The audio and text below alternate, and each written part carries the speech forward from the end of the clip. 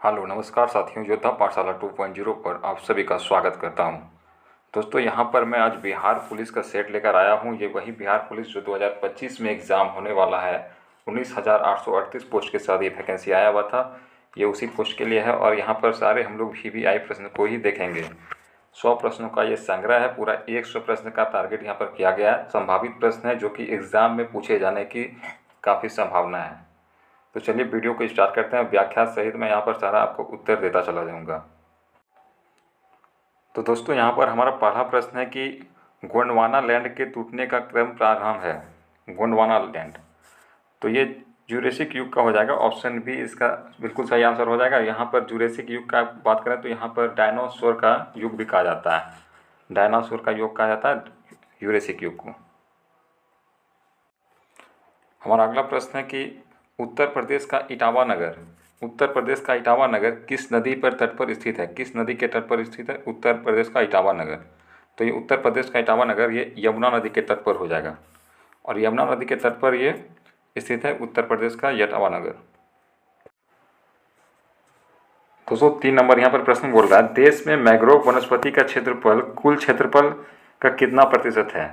तो मैंग्रोव वनस्पति का क्षेत्रफल ये 4992 वर्ग किलोमीटर में फैला हुआ है मैंग्रोव वनस्पति, जो कि हो जाता है आपका 0.15%। ऑप्शन सी इसका बिल्कुल सही आंसर हो जाएगा। ऑप्शन सी, 3 का सी। क्रांति का संबंध, प्रामाणिक क्रांति का संबंध ये भिंडी उत्पादन से हो जाता है। भिंडी उत्पादन से होता है प्रामाणिक। यहाँ पर बात करें केसर क्रांति की, तो केसर क्रांति हो जाएगा आपका सेफ्रॉन क्रांति। सेफ्रॉन क्रांति होता है केसर क्रांति। अब बांस उत्पादन हो जाता है हरित क्रांति। हरित सोना क्रांति हो जाएगा बांस क्रांति। उर्वरक उत्पाद के लिए हो जाता है आपका यहाँ पर ग्रे स्टील क्रांति। ग्रे स्टील क्रांति। और परामिनी क्रांति आपका यहाँ पर भिंडी उत्पादन से हो जाता है। तो ऑप्शन डी इसका बिल्कुल सही हो जाएगा। परामिनी आपका भिंडी उत्पादन से हो जाएगा। नेक्स्ट प्रश्न देखते हैं। 5 नंबर प्रश्न बोल रहा है कि क्यूपर बेल्ट के संबंध में सत्य कथन चयन करें। सत्य कथन, क्यूपर बेल्ट। तो क्यूपर बेल्ट यह बर्फ से निर्मित होता है, ये बिल्कुल सही है। इस बेल्ट में मुख्यतः अमीनो मीथेन तथा बर्फ पाया जाता है, ये भी बिल्कुल सही है। अमीनो मीथेन और बर्फ इसमें पाया जाता है। इसकी खोज 1992 में हुई थी, ये भी बिल्कुल सही है। इसलिए इसका आंसर सभी हो जाएगा, उपरोक्त में से सभी। ऑप्शन डी इसका बिल्कुल सही आंसर हो जाएगा। नेक्स्ट प्रश्न है, कपास का जन्म स्थल माना जाता है। तो दोस्तों, कपास का ये जन्म स्थल मिस्र को माना जाता है। मिस्र, ऑप्शन बी इसका बिल्कुल सही हो जाएगा। कपास का जन्म स्थल मिस्र को माना जाता है, क्योंकि ये उष्णकटिबंधीय क्षेत्र में उगाया जाता है कपास। तो इसका जन्म स्थल क्या हो जाएगा? मिस्र। नेक्स्ट प्रश्न है कि पाकिस्तान का मानचेस्टर किसे कहा जाता है? दोस्तों, पाकिस्तान का मानचेस्टर आपका फैसलाबाद हो जाएगा। फैसलाबाद ऑप्शन सी में आ जा रहा है कि फैसलाबाद, पाकिस्तान का मानचेस्टर फैसलाबाद। और पाकिस्तान को दोस्तों नहरों का शहर कहा जाता है, नहरों का देश कहा जाता है पाकिस्तान को, क्योंकि यहाँ पर बहुत सारे अधिक नहर बनाए गए हैं जो कि कृषि के लिए उपयोगी जाते हैं। और पाकिस्तान में एक नदी है स्वात नदी। स्वात नदी को यहाँ पर पाकिस्तान का स्वर्ग कहा जाता है। पाकिस्तान का स्वर्ग, तो कहेगा पाकिस्तान का स्वर्ग क्या किसे कहते हैं? तो स्वात नदी हो जाएगा। पाकिस्तान का मानचेस्टर आपका फैसलाबाद हो जाएगा। और पाकिस्तान किसे नहरों का देश कहा जाता है? तो पाकिस्तान को। तो ऑप्शन सी यहाँ पर बिल्कुल सही हो जाएगा, नहरों का देश। नेक्स्ट प्रश्न, यहाँ पर 8 नंबर प्रश्न बोल रहा है कि सेमरी क्रम की चट्टानें पाई जाती है। सेमरी क्रम की चट्टानें ये रोहतास में पाई जाएगी। ऑप्शन ए इसका बिल्कुल सही आंसर हो जाएगा, रोहतास। रोहतास में पाई जाती है सेमरी क्रम की चट्टानें। 9 नंबर प्रश्न बोल रहा है कि किस नदी के द्वारा सर्वाधिक मलबे अपने तली पर निक्षेपित होती है? किस नदी के द्वारा सर्वाधिक मलबे अपने तली पर निक्षेपित होती है? तो ये हो जाएगा कोसी नदी। कोसी नदी करती है अपने मलबे पर सबसे अधिक, इसलिए यहाँ पर बाढ़ आ जाता है। बाढ़ का कारण भी ये यही बनता है कि ये जो अपने मलबे को निक्षेपित करता है और ये अत्यधिक इस नदी से बाढ़ का कारण बन जाता है, तो इसलिए इसे बिहार का शोक कहा जाता है। दोस्तों, कोसी की लंबाई की बात करें तो ये 260 किलोमीटर है पूरा। कोसी की लंबाई 260 किलोमीटर, और ये नेपाल के गोसाई धाम से निकलकर भागलपुर के समीप गंगा नदी में मिल जाती है। तो आपको अगर कोसी की लंबाई पूछे तो ये 260 किलोमीटर हो जाएगा। और इसका उद्गम स्थल पूछे तो नेपाल का गोसाई धाम, और कहाँ पर ये गंगा में मिलती है? तो भागलपुर के समीप। कोसी से सभी क्वेश्चन यहाँ पर आपका क्लियर हो जाएगा। दोस्तों, यहाँ पर 10 नंबर बोल रहा है कि डिकी बर्ड प्लान को दिल्ली में प्रांतीय गवर्नरों की असेंबली के सम्मुख किसके द्वारा प्रस्तुत किया गया था? तो ये सर हेस्टिंग इस्मा हो जाएगा। सर हेस्टिंग इस्मा के द्वारा प्रस्तुत किया गया था, इसलिए इसका नाम इस्मा योजना भी कहा जाता है, इस्मा योजना। तो किसके द्वारा किया गया था? सर हेस्टिंग इस्मा। ऑप्शन ए इसका बिल्कुल सही आंसर है, 10 का ए। नेक्स्ट प्रश्न देखते हैं। 11 नंबर प्रश्न बोल रहा है, संसद तथा राज्य विधानसभाओं के भंग होने के परिणाम स्वरूप निर्धारित अवधि में होने वाले चुनाव। विधानसभाओं के भंग होने के परिणाम स्वरूप निर्धारित समय की अवधि जो चुनाव होता है उसे कहते हैं मध्य अवधि चुनाव, जो बीच में हो जाता है। मध्य अवधि चुनाव बीच में हो जाता है। तो ऑप्शन बी इसका बिल्कुल सही आंसर हो जाएगा।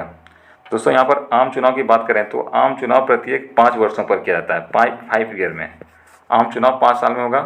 और ये उपचुनाव जो है यहाँ पर, उपचुनाव तब होता है जब संसद तथा राज्य विधानमंडल के किसी सदस्य की मृत्यु या कोई त्यागपत्र दे दे अपना, तो यहाँ पर आपका उपचुनाव हो जाता है।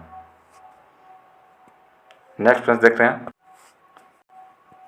यहाँ 12 नंबर प्रश्न बोल रहा है कि भारतीय संविधान में किस अनुच्छेद में मौलिक अधिकारों के तहत प्रत्येक व्यक्ति को धार्मिक स्वतंत्रता, धार्मिक संरक्षण प्राप्त करता है? तो आर्टिकल 25 से 28 जो मौलिक अधिकार के अंतर्गत आता है, इसमें धार्मिक स्वतंत्रता की बात की जाती है। ऑप्शन ए बिल्कुल सही आंसर हो जाएगा, 12 का। दोस्तों 13 नंबर प्रश्न बोल रहा है कि सरकार ने क्रीमी लेयर के मापदंड को 6 लाख से बढ़ाकर 8 लाख कर दिया है। 6 लाख से बढ़ाकर 8 लाख कर दिया। तो ये सितंबर 2017 में एक विधेयक आया था, तो उसके द्वारा किया गया था 6 लाख से बढ़ाकर 8 लाख। दोस्तों क्रीमी लेयर के अंतर्गत कहा जाता है कि 8 लाख से अगर कम इनकम है तो वो व्यक्ति क्रीमी लेयर के बाहर आता है, तो फिर उसे सरकारी किसी आरक्षण का या फिर कोई भी लाभ का उसको फायदा मिलता है। लेकिन अगर 8 लाख से आपका अधिक इनकम है सालाना, तो सरकार के द्वारा किसी भी लाभ का उपयोग नहीं ले पाओगे। तो इसीलिए इसको क्रीमी लेयर के अंतर्गत रखा है। नेक्स्ट प्रश्न 14 नंबर प्रश्न बोल रहा है, भारतीय संविधान का अनुच्छेद 49 प्रावधान करता है। अनुच्छेद 49 प्रावधान करेगा भारतीय संविधान का, तो ये हो जाएगा राष्ट्रीय महत्व के स्मारक स्थान और वस्तुओं के संरक्षण। ये ऑप्शन बी इसका बिल्कुल सही हो जाएगा। दोस्तों यहाँ पर ए नंबर बोल रहा है पर्यावरण संरक्षण व समर्थन तथा वन्य जीवों की रक्षा। तो ये आ जाएगा 48 का को, 48 का को जो आता है ए में, ये आ जाता है पर्यावरण संरक्षण से जुड़ा हुआ। अंतर्राष्ट्रीय शांति एवं सुरक्षा, तो अंतर्राष्ट्रीय शांति एवं सुरक्षा ये 51 के अंतर्गत है, आर्टिकल 51। तो यहाँ पर आपका अगर पूछ रहा है आर्टिकल 49, तो आर्टिकल 49 हो जाएगा पर्यावरण संरक्षण व समर्थन।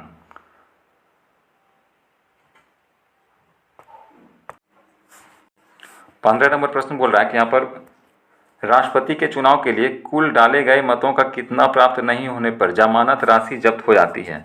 तो जमानत राशि जब्त होगा अगर आप 1/6 भाग नहीं पा पाओगे तो जमानत राशि जब्त हो जाता है। दोस्तों राष्ट्रपति का चुनाव लड़ने के लिए उम्मीदवार को 15,000 रुपया भारतीय रिजर्व बैंक या किसी सरकारी खजाने में रखने होते हैं। अगर वो 1/6 भाग मत अगर प्राप्त नहीं कर पाता है तो वो जमानत राशि यानी कि उसके 15,000 रुपया को जब्त कर लिया जाता है। तो यही होता है जमानत राशि 15,000। नेक्स्ट प्रश्न बोल रहा है कि किस अनुच्छेद के तहत अंतर्राष्ट्रीय व्यापार या वाणिज्य की स्वतंत्रता पर प्रतिबंध लगाने वाले किसी विधेयक के लिए राष्ट्रपति की पूर्व सहमति अनिवार्य बताई गई है? तो राष्ट्रपति की पूर्व सहमति अनिवार्य बताई गई है अनुच्छेद 304 में। ऑप्शन बी इसका बिल्कुल सही आंसर हो जाएगा, 16 का बी, अनुच्छेद 304। 17 नंबर यहाँ पर प्रश्न बोल रहा है कि ढेबर आयोग का संबंध किससे है? ढेबर आयोग का संबंध, तो ढेबर आयोग का संबंध ये जो था विशेष रूप से कमजोर जनजातीय समूह के लिए था। ऑप्शन डी इसका बिल्कुल सही आंसर हो जाएगा। जो विशेष रूप से कमजोर जनजातीय समूह थे उसके लिए बनाया गया था ढेबर आयोग। तो ऑप्शन डी इसका 17 का डी बिल्कुल सही आंसर हो जाएगा। 18 नंबर प्रश्न बोल रहा है कि किस अनुच्छेद में ग्राम सभा की शक्तियों व कार्यों का निर्माण व किया गया है? तो अनुच्छेद 243 का गो हो जाएगा यहाँ पर। तो ग्राम सभा की जो शक्तियों की बात करिए अनुच्छेद 243 का क, ऑप्शन ए इसका बिल्कुल सही आंसर हो जाएगा। नेक्स्ट प्रश्न 19 नंबर बोल रहा है कि असत्य कथन का चयन करें। असत्य, ए नंबर बोल रहा है कि इंद्रजीत गुप्ता समिति 1998 ये सरकार द्वारा चुनाव खर्च वहन करने पर गठित किया गया था। ये बिल्कुल सही आंसर। बी नंबर बोल रहा है कि JJS वर्मा समिति ये चुनाव कानून में संशोधन के लिए ये नहीं था, ये चुनाव आयोग में नहीं था बल्कि ये आपराधिक कानून के लिए था। ये आपराधिक कानून के लिए बनाया गया था, तो ये बिल्कुल गलत हो जाएगा। तो यहाँ पर अगर गलत पूछ रहा है तो ऑप्शन बी आपका हो जाएगा। तनख्वाह समिति कोर समिति चुनाव कानून एवं चुनाव सुधारों से जुड़ा तमाम मामलों का जांच करता था, बल्कि दिनेश गोस्वामी समिति ये चुनाव सुधार के लिए, ये भी सही है। तो यहाँ पर गलत आपका बी नंबर हो जाएगा। जो JS वर्मा समिति है वो आपराधिक कानून के लिए बनाया गया था। 19 का बी। 20 नंबर से दोस्तों यहाँ पर कुछ प्रश्न रीजनिंग के दिए गए हैं जिसे कि आप खुद से सॉल्व कर लेंगे। PDF आपको यहाँ पर टेलीग्राम ग्रुप में मिल जाएगा। टेलीग्राम ग्रुप का लिंक आपको दे दिया जाएगा डिस्क्रिप्शन में, जो कि वहाँ पर सारा PDF नोट्स जो भी आपको चाहिए होगा सारा चीज़ वहाँ पर मिल जाएगा, जाकर आप लोग ज्वाइन कर लीजिएगा। यहाँ पर मैथ और रीजनिंग के प्रश्न हम लोग सॉल्व नहीं कर रहे हैं, यहाँ पर हम लोग GS के प्रश्न देख रहे हैं। तो चलते हैं नेक्स्ट प्रश्न।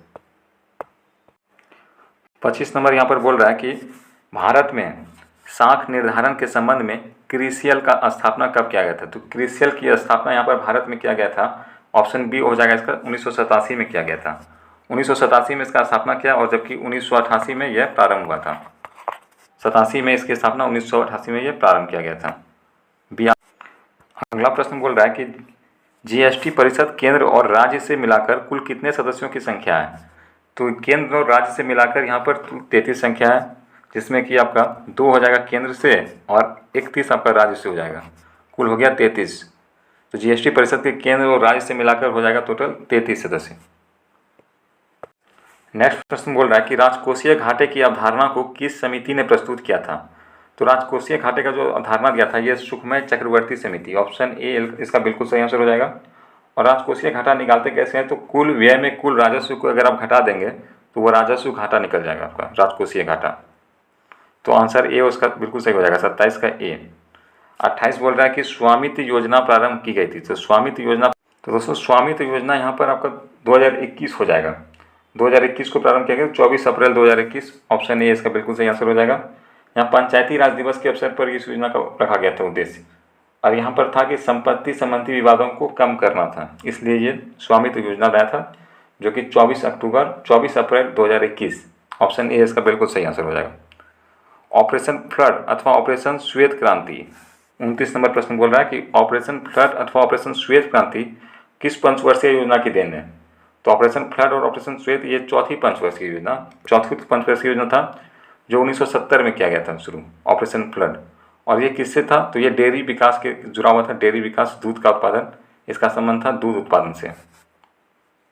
तो ऑप्शन ए इसका बिल्कुल सही आंसर हो जाएगा। 30 नंबर प्रश्न यहाँ पर बोल रहा है कि लोक लेखा निधि का प्रावधान किस अनुच्छेद के अंतर्गत किया गया था। लोक लेखा निधि प्रावधान ये 266 का 2 में किया गया है, लोक लेखा निधि। ऑप्शन बी इसका बिल्कुल सही आंसर हो जाएगा, 266 का 2।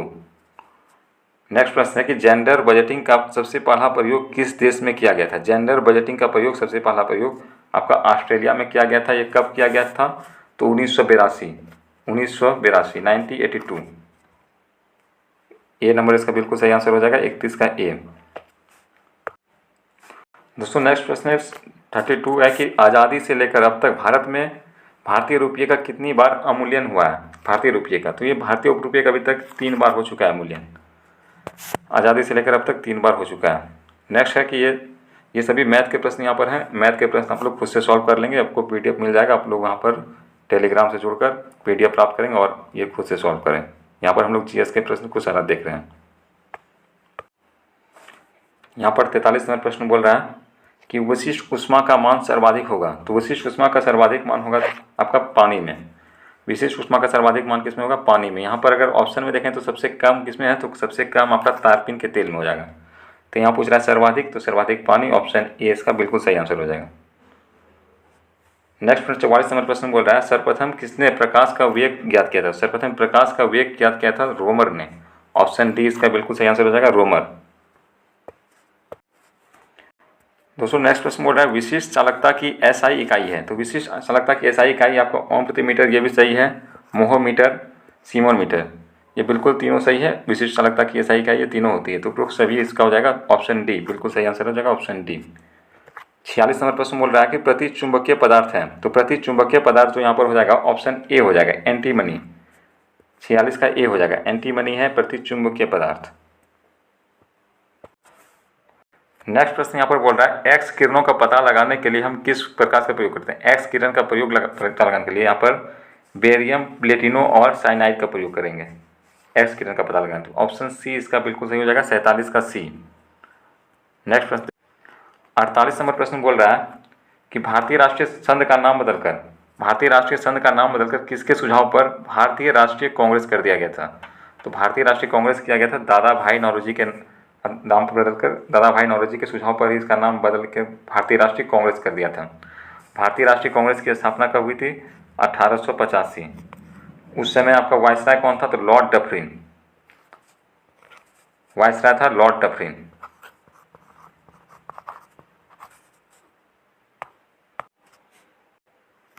दोस्तों 49 नंबर प्रश्न बोल रहा है कि प्रथम विश्व युद्ध के दौरान भारतीय नेता ने अमेरिकी यात्रा की थी। अमेरिका का यात्रा क्या था? तो वो लाला लाजपत राय थे उसमें। लाला लाजपत राय ने अमेरिका का यात्रा किया था। ऑप्शन सी इसका बिल्कुल सही आंसर हो जाएगा। 50 नंबर प्रश्न बोल रहा है कि किस वायसराय के काल में भूटान का युद्ध हुआ था? किस वायसराय के काल में भूटान का युद्ध हुआ था? तो ये लॉर्ड जॉन लॉरेंस है। लॉर्ड जॉन लॉरेंस के समय पर भूटान का युद्ध हुआ था। आपसे पूछे कि भूटान का युद्ध कब हुआ था? तो ये 1865, 1865 भूटान युद्ध। नेक्स्ट प्रश्न है बुर्जहोम एवं गुफार कला। बुर्जहोम एवं गुफार कला नामक स्थल किस काल के हैं? तो ये है नवपाषाण काल के बुर्जहोम। और दोस्तों बुर्जहोम की बात करें तो ये हड़प्पा सभ्यता की खुदाई के दौरान इसका पता चला था। हड़प्पा सभ्यता का जो खुदाई हुआ था उस समय इसकी जानकारी हुई थी। और यहाँ से आपका गर्त आवास और मनुष्य के साथ कुत्ते दफनाने का साक्षी मिले हैं। तो क्वेश्चन अगर पूछता कि कहाँ से मनुष्य के साथ कुत्ते दफनाने के साक्षी मिले हैं तो आपका बुर्जहोम हो जाएगा। गर्त आवास के साक्षी बुर्जहोम। नेक्स्ट प्रश्न है कि भद्रबाहु ने कल्पसूत्र को किस भाषा में लिखा है? कल्पसूत्र को यहाँ पर ये संस्कृत भाषा में लिखा है।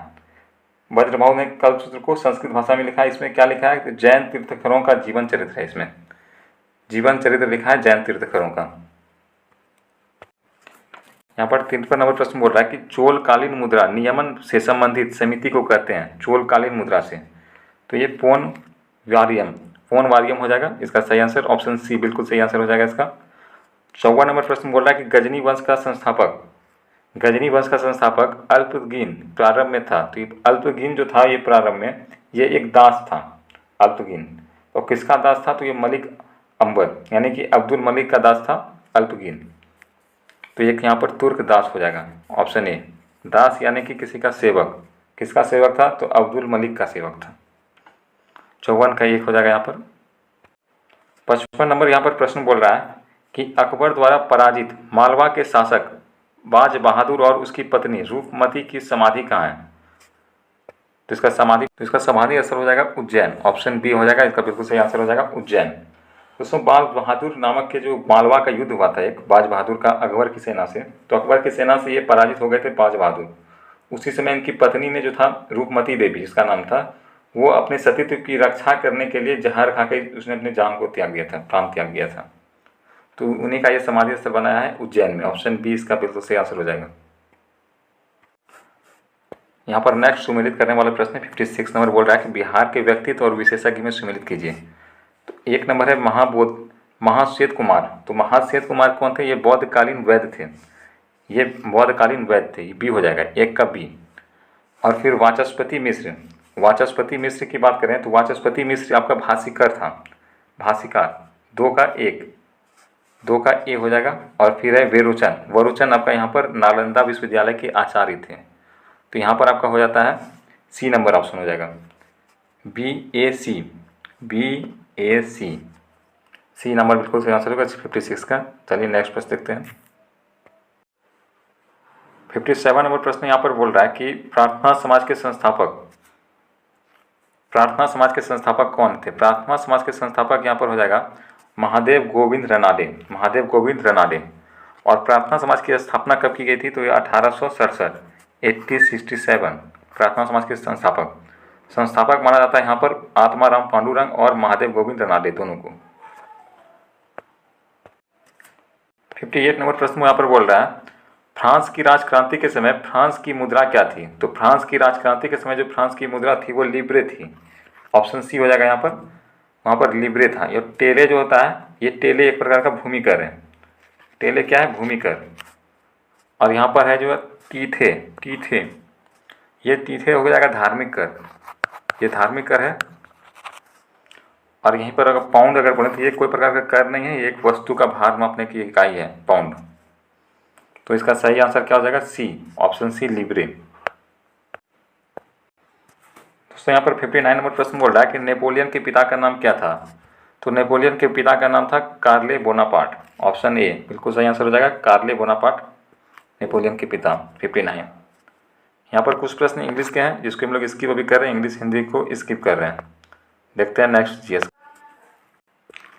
68 नंबर प्रश्न यहाँ पर बोल रहा है कि किस सिद्धांत के अनुसार किसी वस्तु से प्रकाश और ऊष्मा जैसी विकिरण ऊर्जा का उत्सर्जन या अवशोषण सतत नहीं होता है, बल्कि असतत रूप से छोटे छोटे सन्निवेश में होता है। तो इसका आंसर बी हो जाएगा, प्लैंक का क्वांटम सिद्धांत ये बोलती है। ऑप्शन बी इसका बिल्कुल सही आंसर हो जाएगा, 68 का बी। नेक्स्ट है 69 बोल रहा है कि निम्न में से कौन एक हाइड्रा अम्ल है। हाइड्रा अम्ल चलिए देखते हैं यहाँ पर कौन है। दोस्तों यहाँ पर हाइड्रा अम्ल की बात करें तो ये हो जाएगा HCl, hydrochloric acid. Hydrochloric acid है कि हाइड्रा अम्ल। हाइड्रा अम्ल किसको कहेंगे, जिसमें हाइड्रोजन तो उपस्थित रहता है जबकि ऑक्सीजन अनुपस्थित रहेगा। ऑक्सीजन उपस्थित नहीं रहता है, हाइड्रोजन उपस्थित रहता है, इसी को कहते हैं हाइड्रा अम्ल। यहाँ पर ऑप्शन सी हो जाएगा HCl, हाइड्रोक्लोरिक एसिड। नेक्स्ट प्रश्न देख रहे हैं। नेक्स्ट प्रश्न यहाँ पर मिलान करने वाला प्रश्न है, सूची को मिलान करें। 70 नंबर प्रश्न देखिए, सूची को मिलान करें। पहला क्या बोल रहा है, बॉयल का नियम। तो दोस्तों ये बॉयल का नियम V/1/P हो जाता है, V/1/P सी नंबर पर है। दूसरा है कि चार्ल्स का नियम। चार्ल्स का नियम जो हो जाता है यहाँ पर V/T, V/T ए नंबर पर है, V चार्ल्स का नियम हो जाएगा। दाब का नियम क्या होता है, तो दाब का नियम यहाँ हो जाएगा P/T। और अगर दाब की इकाई पूछे आपको तो दाब की इकाई हो जाता है पास्कल। तो क्या हो रहा है यहाँ पर 1 का हो गया यहाँ पर C, 2 का A और 3 का आपको हो गया यहाँ पर B। तो यहाँ पर हो जाएगा ऑप्शन डी नंबर आपका, ऑप्शन डी बिल्कुल सही हो जाएगा, 70 का डी, CAP। नेक्स्ट प्रश्न है दोस्तों यहाँ पर 71 नंबर प्रश्न बोल रहा है कि निम्न में से कौन एक एल्युमिनियम का एस्क है। एल्युमिनियम का एस्क हो जाएगा डायस्पोर। ऑप्शन बी इसका बिल्कुल सही हो जाएगा, डायस्पोर एल्युमिनियम का एस्क है। 72 नंबर क्वेश्चन बोल रहा है कि ग्लोबल साल्ट में एक अणु में रवा जल के कितने अणु उपस्थित होते हैं। रवा जल के कितने अणु उपस्थित हो गए, तो ये 10 अणु उपस्थित होते हैं। नेक्स्ट 73 नंबर प्रश्न बोल रहा है निम्न में से किसका उपयोग स्याही बनाने एवं मोहर लवण बनाने में रंग उद्योग में काम होता है। तो दोस्तों स्याही बनाने, रंग बनाने एवं मोहर उद्योग बनाने में ये फेरस सल्फेट का उपयोग किया जाता है। हम लोग फेरस सल्फेट का उपयोग होगा। तो फेरस सल्फेट आपका ऑप्शन ए में है, ऑप्शन ए इसका बिल्कुल सही आंसर हो जाएगा, फेरस सल्फेट। नेक्स्ट है कि हाइड्रोजन शब्द का अर्थ क्या होता है। तो हाइड्रोजन शब्द का अर्थ होगा, हाइड्रोजन शब्द का दोस्तों हाइड्रोजन शब्द एक ये ग्रीक भाषा का शब्द है हाइड्रोजन, जिसका अर्थ होता है कि लवण उत्पाद। तो लवण उत्पादक आपका ऑप्शन सी नंबर पर आ जाएगा। हाइड्रोजन उत्पादक का शब्द लवण उत्पादक, ऑप्शन सी इसका बिल्कुल सही हो जाएगा, 74 का 6। 75 यहाँ पर बोल रहा है कि एल्काइन श्रेणी का प्रथम सदस्य कौन है। एल्काइन श्रेणी का प्रथम सदस्य, तो ये हो जाएगा एसिटिलीन, ऑप्शन बी आंसर होगा एसिटिलीन। नेक्स्ट प्रश्न बोल रहा है एंटीपायरेटिक्स का प्रयोग किया जाता है। तो एंटीपायरेटिक्स का जो प्रयोग होता है वो शरीर के दर्द व बुखार उतारने में काम आता है, एंटीपायरेटिक्स। ऑप्शन डी इसका बिल्कुल सही हो जाएगा, 76 का डी। दोस्तों यहाँ पर कुछ क्वेश्चन हिंदी के हैं जिसको हम लोग स्किप कर रहे हैं। यहाँ पर 2-4-5 क्वेश्चन होगा और आगे फिर जीएस का प्रश्न देखते हैं। 85 क्वेश्चन यहाँ देखेंगे, 85 नंबर देखेंगे कि रोड आइलैंड रेड क्या है। रोड आइलैंड रेड क्या है, तो ये एक प्रकार का मुर्गी का नस्ल है, ये अमेरिकी नस्ल है मुर्गी का, ये एक मुर्गी हो जाएगा, मुर्गी का नस्ल है। नेक्स्ट हम देखेंगे जीव द्रव्य में अकार्बनिक एवं कार्बनिक यौगिकों का अनुपात होता है। तो ये 18:19 में होगा, अकार्बनिक व कार्बनिक यौगिक का अनुपात। दोस्तों जीव द्रव्य कोशिका के अंदर पाया जाने वाला सबसे बड़ा द्रव्य होता है, जो कि जिसमें लगभग 80% भाग आपका पानी का होता है जीव द्रव्य में। तो आंसर इसका हो जाएगा ऑप्शन ए 18:19। 87 नंबर बोल रहा है कि 24 जोड़ा गुणसूत्र पाया जाता है। तो 24 जोड़ा ये गुणसूत्र आपका चिंपांजी में पाया जाएगा, ऑप्शन डी इसका बिल्कुल सही हो जाएगा। मानव में बात करें तो यहाँ हो जाएगा 23 जोड़ा गुणसूत्र, मानव में 23। जबकि बंदर में बात करें तो बंदर में 21 होता है, बंदर में गुणसूत्र की संख्या 21। तो यहाँ पर मेरा पूछ रहा है कि तो यहाँ पर 24 जोड़ा पूछ रहा था, तो 24 जोड़ा आपका हो जाएगा चिंपांजी, ऑप्शन डी बिल्कुल सही हो जाएगा, 87 का डी। दोस्तों नेक्स्ट प्रश्न है कि पेड़ों की छालों पर उगने वाला लाइकेन को कहा जाता है। लाइकेन को क्या कहते हैं हम लोग? तो कार्टिकोल्स। ऑप्शन ए इसका बिल्कुल सही हो जाएगा। 88 का एक बिल्कुल सही है। 89 बोल रहा है कि केचुए के संबंध में असत्य कथन, यानी गलत पूछ रहा है इसमें। तो इसमें 4 जोड़ी हृदय पाया जाता है, ये बिल्कुल सही है। 4 जोड़ी हृदय पाया जाएगा। इसके जीव द्रव्य में हीमोग्लोबिन का वलय होता है, सही है, ये भी बिल्कुल सही है। इसमें एक नेत्र होता है। दोस्तों ये केचुए में नेत्र नहीं पाया जाएगा, ये बिल्कुल गलत आंसर हो जाएगा। तो ऑप्शन सी इसका गलत हो जाएगा। पूछ रहा है औसत कथन, तो ऑप्शन सी आपका 89 का सी हो जाएगा। केचुए के बारे में दोस्तों इन्फॉर्मेशन है कि केचुआ उभयलिंगी पदार्थ है, एक लिंगी और उभयलिंगी दोनों प्रकार के होते हैं। चलिए नेक्स्ट प्रश्न देखते हैं। दोस्तों नेक्स्ट प्रश्न यहाँ पर बोल रहा है कि मानव शरीर की सबसे छोटी मांसपेशी बोले तो स्टेपिड्स मांसपेशी जगह सबसे छोटी, ये कान के पास पाया जाता है। और यहाँ पर अगर हम पूछें तो मानव शरीर में मांसपेशियों की टोटल संख्या कितनी हो जाएगी, तो मानव शरीर में मांसपेशियों की टोटल संख्या हो जाएगी आपका 639। तो यहाँ पर पूछ रहा था सबसे छोटी, तो स्टेपिड्स बी, 90 का बी बिल्कुल सही आंसर हो जाएगा। दोस्तों यहाँ पर 91% पूछा है कि मंड यानी स्टार्च में घुलनशील शर्करा परिवर्तित होता है। तो ये घुलनशील पदार्थ ये एमाइलेज में हो जाएगा। ऑप्शन सी इसका बिल्कुल सही आंसर हो जाएगा। 91 का सी, एमाइलेज। यहाँ पर नेक्स्ट प्रश्न देखें कि वृक्क में बनने वाले पथरी बना होता है। वृक्क में जो पथरी बनता है ये कैल्शियम ऑक्सीलेट का बनता है। 92 नंबर बोल रहा है वृक्क में बनने वाला पथरी, तो वृक्क में पथरी ऑक्सीलेट का बनेगा कैल्शियम ऑक्सीलेट। इसका सूत्र क्या होता है? CaC2CO4, calcium oxalate. नेक्स्ट प्रश्न देखते हैं।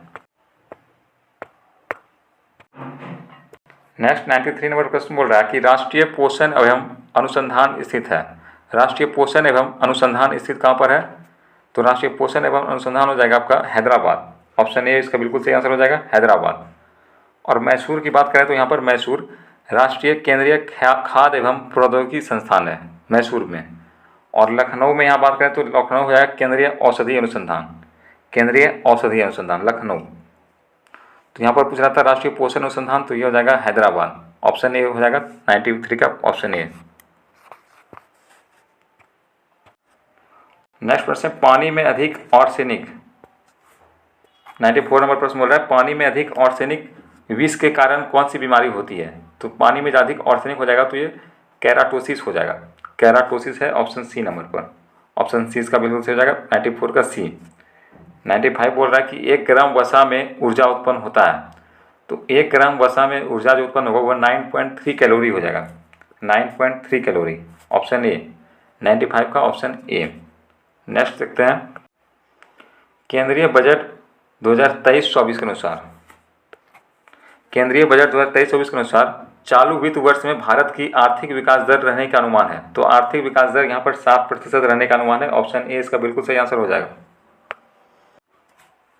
नेक्स्ट प्रश्न देखें तो, सभी गांवों में ऑप्टिकल फाइबर बिछाने का लक्ष्य भारत सरकार की आगामी लक्ष्य है। तो गांव में भी ऑप्टिकल फाइबर बिछा रही है सरकार। किसका लक्ष्य रखा है? 2025 तक।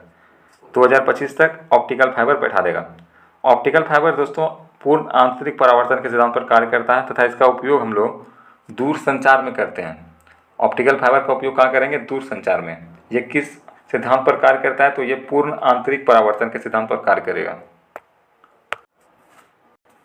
नेक्स्ट 98 क्वेश्चन बोल रहा है कि नॉर्मन बोरलॉग फील्ड अवार्ड से किसे सम्मानित किया गया था? तो ये ओडिशा की कृषि वैज्ञानिक स्वाति नायक को कृषि और खाद्य उत्पादन के क्षेत्र में दिया गया है ये उत्पादन। तो ये हो जाएगा स्वाति नायक। Option A. कहाँ की है ये ओडिशा की है। 99 क्वेश्चन में पूछ रहा है कि 17वां प्रवासी भारतीय दिवस 2023 कहाँ मनाया गया? तो ये एमपी मध्य प्रदेश में मनाया गया, इंदौर में। सबसे स्वच्छ शहर माना था इंदौर एमपी का। ये ए नंबर बिल्कुल सही आंसर हो जाएगा। 100 नंबर प्रश्न है कि एक पंचायत में एक खेल मैदान योजना किस राज्य ने प्रारंभ किया है? तो एक पंचायत में एक खेल योजना ये केरल ने लागू किया था अपने यहाँ, केरल। ऑप्शन ए इसका बिल्कुल सही आंसर हो जाएगा। तो दोस्तों हम लोग यहाँ पर कोशिश किए कि 100 क्वेश्चन पूरा जीएस का आपको कवर यहाँ पर करा दिए। जीएस संभावित प्रश्न है और ये एग्जाम में आने की प्रबल संभावना है। तो दोस्तों आप लोग इस वीडियो को अधिक से अधिक शेयर करें और लाइक, सब्सक्राइब और